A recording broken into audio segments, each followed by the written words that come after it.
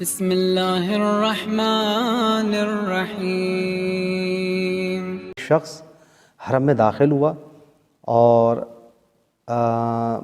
داخل ہونے کے بعد چونکہ وہ پڑھا لکھا بھی نہیں تھا، کوئی خاص بوڑھا ضعیف آدمی چاہا کہ مولا کے حضور زیارت نامہ پڑھے، زیارت کرے، تو جا کے بیٹھا زری کے پاس اور دیکھا کہ ایک جوان اس کے برابر میں بیٹھا ہوا تھا اور اس سے کہا کہ دیکھو میں چونکہ پڑھا لکھا نہیں ہوں، کیا تم میرے لیے زیارت نامہ پڑھو گے تاکہ میں سنوں اور اس الفاظ کو دہراتا جاؤں ساتھ ساتھ؟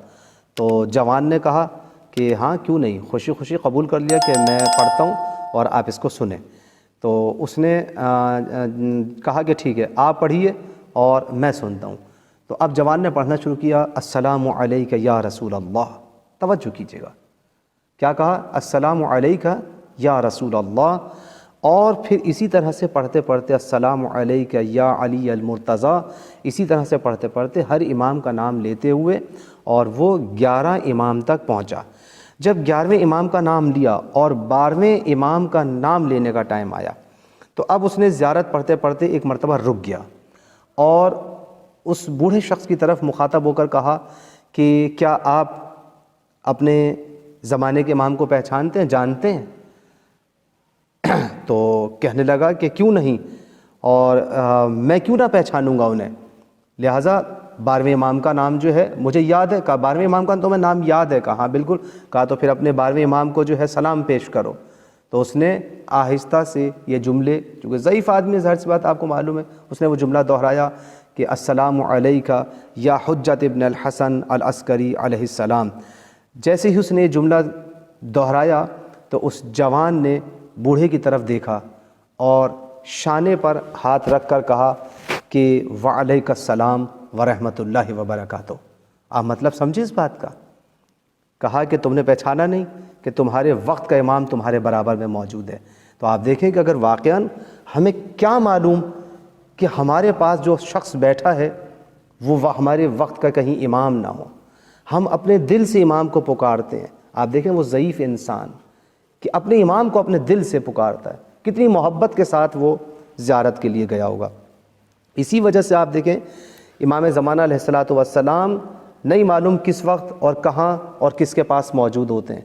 کہیں آپ زیارت پہ جائیں، کہیں آپ زیارت نامہ پڑھ رہے ہیں، کسی بھی جگہ پر آپ امام بارگاہ میں ہیں، کسی محفل میں ہیں، کسی میلاد میں ہیں، کسی مجلس میں ہیں، کسی پروگرام میں ہیں، پاس بیٹھے ہوئے شخص کا آپ کو نہیں معلوم کہ کون ہے۔ کبھی کبھی ایسا ہوتا ہے کہ ایک اجنبی انسان آپ کے پاس موجود ہوتا ہے اور آپ کو نہیں معلوم کہ وہ کون ہے۔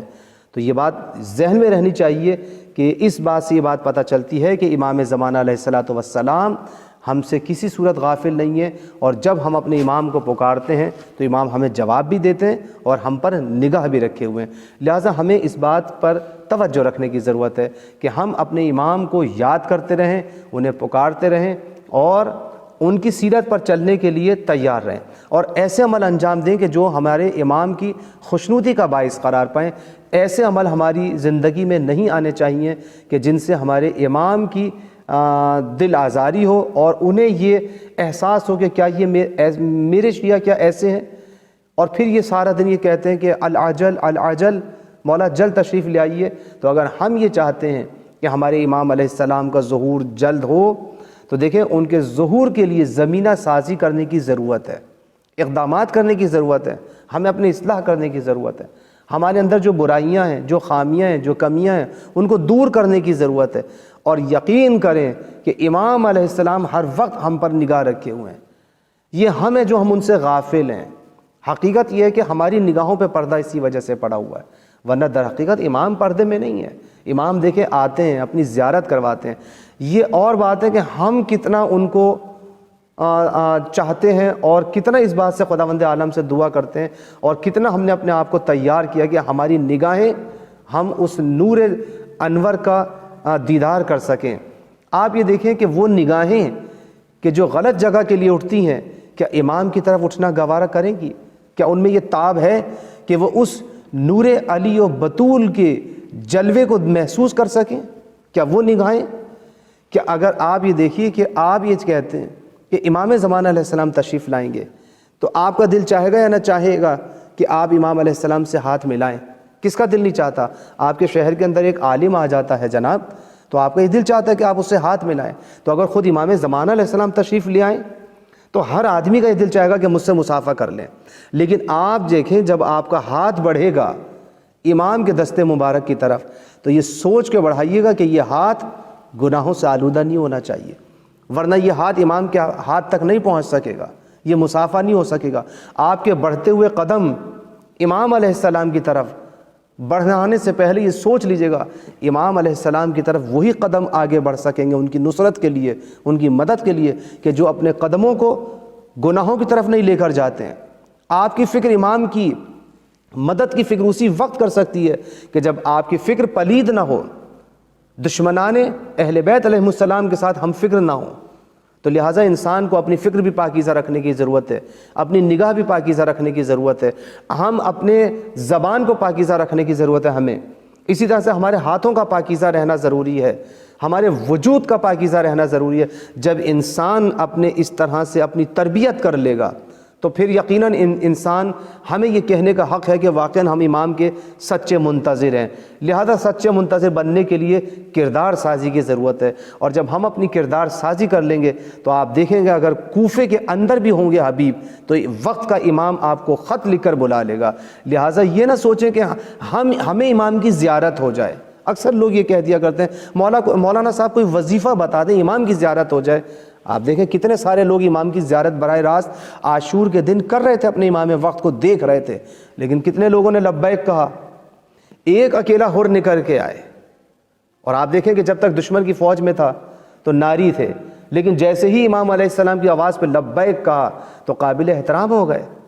تو آپ یہ دیکھیں کہ امام علیہ السلام سے کتنی دور ہیں جناب حبیب ابن مظاہر، کوفے کے اندر بیٹھے ہوئے ہیں، لیکن کیا کردار امام کے ساتھ ہے، امام کی خوشنودی کے مطابق اپنی زندگی بسر کر رہے ہیں۔ تو امام علیہ السلام نے بتا دیا کہ اگر تمہارا کردار اچھا ہوگا تو تم کہیں پہ بھی ہوگے تو ہم تمہیں کربلا میں بلا لیں گے۔ لہٰذا امام زمانہ علیہ السلام وارث حسین ہیں، یہ حسین کا انقلاب لے کر آنے والے ہیں، یہ انقلاب حسینی برپا کرنے والے ہیں۔ لہٰذا انقلاب حسینی برپا کرنے کے لیے امام زمانہ علیہ السلام کو بد کردار جوان نہیں چاہیے، جاہل جوان نہیں چاہیے، بے معرفت جوان نہیں چاہیے کہ عالم کے ہوتے ہوئے آپ غیر عالم کے پیچھے دوڑیں، علماء کو چھوڑ کر غیر علماء کے پیچھے دوڑنا شروع کر دیں، جوہلا کی اطاعت کا فرما برداری کرنا شروع کر دیں، یہ جانتے بوجھتے کہ یہ آدمی مثال کے طور پر کرپٹ ہے، بدکار ہے، غلط ہے، ایسے لوگوں کے پیچھے چلے جانا، اہل بیت علیہ السلام کی سیرت کو چھوڑ کر، ان کی تابعیت کو چھوڑ کر، ان کی اطاعت و فرما برداری کو چھوڑ کر، تو پھر یاد رکھیں کہ امام زمانہ علیہ السلام کی ہم مدد کرنے کے قابل نہیں رہیں گے۔ اگر امام زمانہ علیہ السلام کی مدد کرنے کے قابل بننا چاہتے ہیں تو ہمیں اپنا کردار بھی بنانا پڑے گا، اسی طرح کا بنانا پڑے گا جیسے امام زمانہ علیہ السلام کو چاہیے۔ ہاں پھر جب ہماری کردار سازی ہو جائے گی، ہمارے پیٹ میں حلال ہوگا، ہماری زبان پہ الفاظ جو ہیں وہ جائز ہوں گی، ہماری نگاہیں پاکیزہ ہوں گی، ہماری فکر پاکیزہ ہوگی، تو پھر آپ یقین کریں آپ دنیا کے جس گوشے میں بھی ہیں امام آپ پہ نظر رکھے ہوئے ہیں، آپ امام کے حامی و مددگار ہیں، آپ امام کے آوان و انصار میں شامل ہیں، آپ امام کے مدد کرنے والوں میں شامل ہیں، آپ امام کی فوج میں شامل ہیں۔ شرط یہ ہے کہ امام کا کردار آپ کو اپنانے کی ضرورت ہے۔